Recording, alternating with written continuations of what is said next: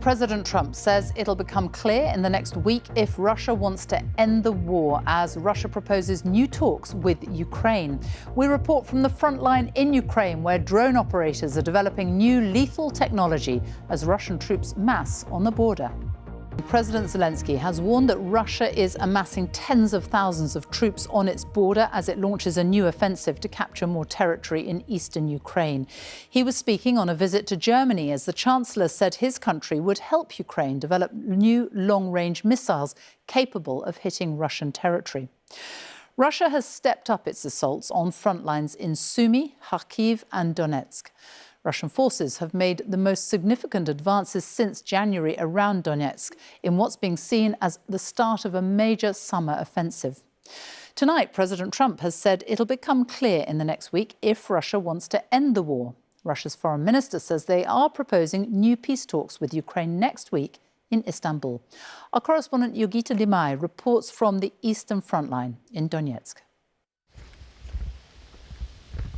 The aftermath of Russia's vicious onslaught over the past few days is visible across Ukraine, but especially here in towns just behind the front lines.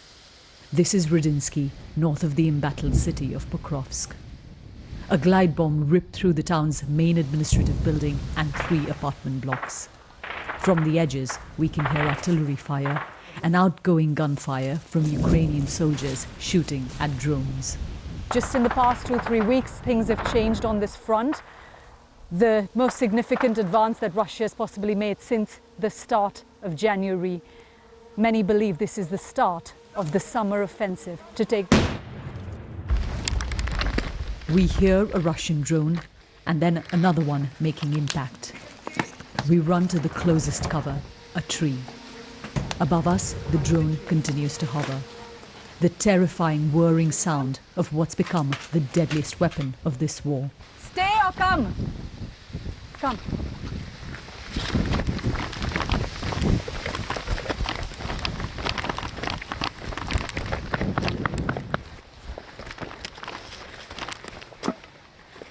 We've just run to safety inside a house here in Rudinsky. We actually saw a drone that was moving at really high speed, and we can still hear gunshot sounds, potentially drones being shot down. You can really see and feel the Russian advance here in the Donetsk region. It's changed, I would say, just in the past 2-3 weeks that we have been here. This is what it's like every minute for soldiers fighting this war. About half an hour later, when it's safe to leave, we speed out. By the side of the road, what is likely a downed drone. In a town further away from the front line, we see a row of homes destroyed by a missile overnight. Bilitsky is now increasingly being hit, its residents exhausted. Alexander now forced to decide whether to stay or leave. I wish it would stop. No one needs this war. I've had enough, he says. But the diplomatic momentum to get the war to stop seems to have hit a dead end. And Ukraine is working to ramp up its arsenal, big and small. A soldier with the call sign Moderator is building the latest weapon to hit this war zone, a fiber optic drone. A spool with tens of kilometers of cable is fitted to the bottom of the drone. Fine and sturdy, the fiber optic cord is then physically attached to the controller that's held by the pilot.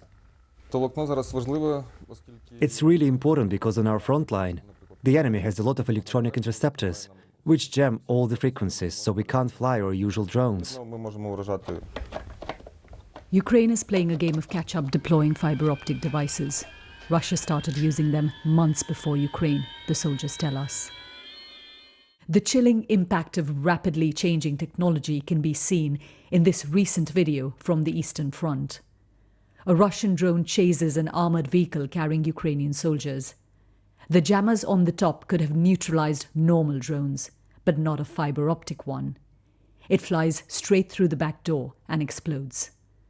Transporting soldiers to and from the front is often deadlier than the battlefield. At a safe house just out of reach of drones, we meet Serhi, who works in a mortar unit. The terrain is flat, so there is nowhere to hide. And right now you can feel the intensity of Russia's assaults growing stronger. The men prepare to deploy to their positions. As the war enters a fourth summer, most of the soldiers we meet are those who joined after the full-scale invasion began. Maxim worked in a drinks company. Now he's at the very front of Ukraine's defense. There are times I've spent 30 days in my position. There was one instance when we didn't sleep for 3 days because the Russians kept coming at us wave after wave. I ask how his family copes with his job. It's very hard. A soldier fighting for his country, but also just a father missing his 2-year-old boy. Yogita Lamay, BBC News, Eastern Ukraine.